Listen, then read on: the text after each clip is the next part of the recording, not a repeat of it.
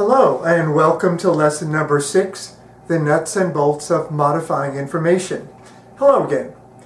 During this presentation, we'll talk about how to simplify or modify the content of a lesson to make it user-friendly. If you remember from previous lessons, we are not actually reducing the content, but we are changing the way in which the information is presented so that it is more accessible to the learners. Remember when we did the 5 takeaways about the atom? The 5 takeaways did use more simplified sentence structures, but they also still contain some vocabulary that might be confusing for the student that is just keeping their head above water in your classroom. Let's look at some effective ways to reword the 5 takeaways to better meet the needs of your learners. Let's zoom in.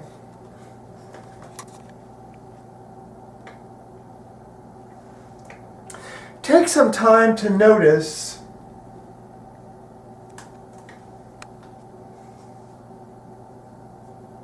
that we're going to use simple sentence structure. Then, with the basic idea conveyed, we can build in more vocabulary. If we think about knowledge like a Christmas tree, the tree has to be nice and strong before we can hang the lights or ornaments on it, or it will fall over. The text on the left is the original text, and the text on the right is the rewritten version. Again, this is all about the basic information needed to get started. Do we want words like subatomic or fundamental or combine to block the comprehension of the lesson?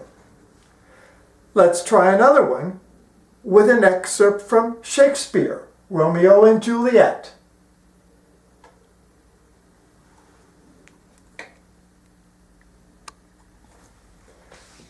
Text on the left original, text on the right rewritten.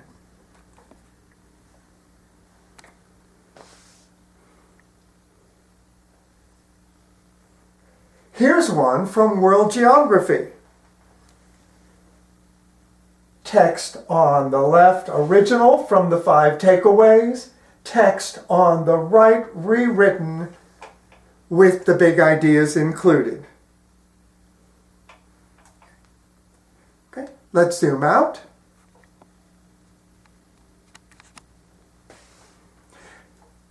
Think about when you review with students at the end of a lesson. Wouldn't it be great to know that your students have a global understanding of the concepts that they can use to hang the big words on? Does this sound like a lot of work? I won't lie, initially it is. But the good thing is that once you do these adjustments to your lessons, they're good forever. As we move through these lessons, you will notice your mindset changing. You'll be able to break more things down on the go. Attacking new content more easily with students will be automatic. Remember that once you have the basics of a lesson down, you can use Socratic questioning to move learners from the unknown to the known. Again, thank you for your attention. Please use the QR code to evaluate my effectiveness in this lesson. And in the next lesson, we'll be looking at the issues of the limitations of memory and how we store information. Have a great day.